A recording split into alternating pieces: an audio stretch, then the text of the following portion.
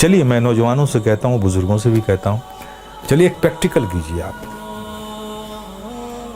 آپ صرف 1 مہینہ, only 1 month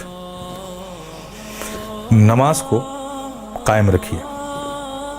کچھ بھی ہو جائے, ٹرین چھوٹتی ہے چھوٹ جائے, گاڑی چھوٹتی ہے چھوٹ جائے, کچھ بھی ہو جائے, لیکن نماز مت چھوڑیے. میں پریکٹیکل بات کہہ رہا ہوں. 1 مہینہ اس پر قائم رہیے, پھر 1 مہینے کے بعد نماز خود ہی آپ کو نہیں چھوڑے گی. آپ کر کے تو دیکھو یار, کر کے تو دیکھو میرے پیارے, پھر دیکھو کیا لطف آتا ہے. آج تمہیں سایہ بھی ڈرا رہا ہے نا, سایہ سے بھی ڈر لگ رہا ہے نا, نماز کو اپنے سینوں سے لگا دو. خدا کی قسم ظلم و تشدد کی کیسی آندھیاں بھی چلیں گی نا, اس سے بھی خوف نہیں آئے گا تمہیں. جو بندہ 5 وقت اپنے رب کی بارگاہ میں حاضر رہتا ہو. ارے بھائی, ایک آدمی ہے جو منسٹر کی آفس میں کام کرتا ہے, اور دوسرا آدمی جو آفس میں کام نہیں کرتا لیکن 3 بار پرائم منسٹر کے پاس جاتا ہے, تو دیکھیے کیسے سینے چوڑے کر کے چلتا ہے وہ. اس کا آنا جانا پی ایم کے آفس میں ہے. دیکھیے اس سے لوگ ملتے, ارے صاحب یہ پی ایم کے یہاں, اس سے پی ایم سے تعلقات ہیں, پی ایم کے یہاں آ جاتا ہے, ہمارے پریزیڈنٹ سے اس کے تعلق. دیکھیے کتنا بے خوف گھومتا ہے اس ملک میں. اور تم, اللہ نے کتنا فضل فرمایا کہ 5 وقت تمہیں یہ سعادت نصیب کرتا ہے.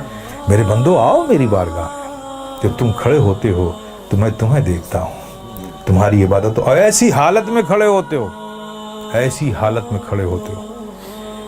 چونکہ میں دیکھوں گا نا, تو میں جسے دیکھوں اس کی حالت بھی تو ویسی ہو. پیارے آقا صلی اللہ علیہ وسلم ارشاد فرماتے ہیں کہ رب نے فرمایا, جب ایک بندہ نماز کے لیے مسجد میں جاتا ہے اور نماز کے لیے وہ کھڑا ہوتا ہے, تو کھڑے ہونے سے پہلے رب فرماتا ہے فرشتوں سے, اے فرشتوں, اس کے اندر جتنے گناہ ہیں نا وہ اس سے جدا کر لو, نکال لو, اور ان سارے گناہوں کو الگ کر دو اس سے. فرشتے اس کے سارے گناہ نکال لیتے ہیں.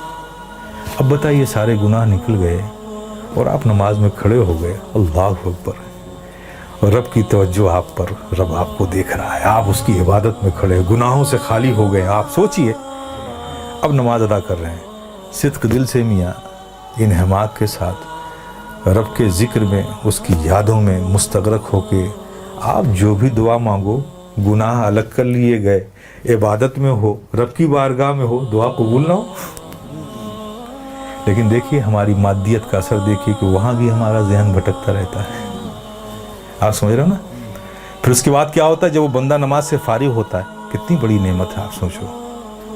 نماز سے فارغ ہوتا ہے تو فرشتے پوچھتے ہیں, مولا وہ جو نماز سے پڑھنے سے پہلے اس کے گناہ الگ کیے تھے, وہ جو سب رکھے ہوئے ہیں الگ, اس سے یہ نماز سے فارغ ہو گیا, اب اس کا کیا کروں, اب اس کا کیا کروں. تو رب فرماتا ہے, جب تم نے الگ کر لیا ہے تو الگ ہی رہنے دو. آئے ہے, کتنی بڑی نعمت سے ہم محروم ہو رہے ہیں, خدا کی قسم ہیں. اس لیے میرے عزیز, میرے پیارے, یہ بہت بڑی نعمت ہے, بہت بڑی نعمت.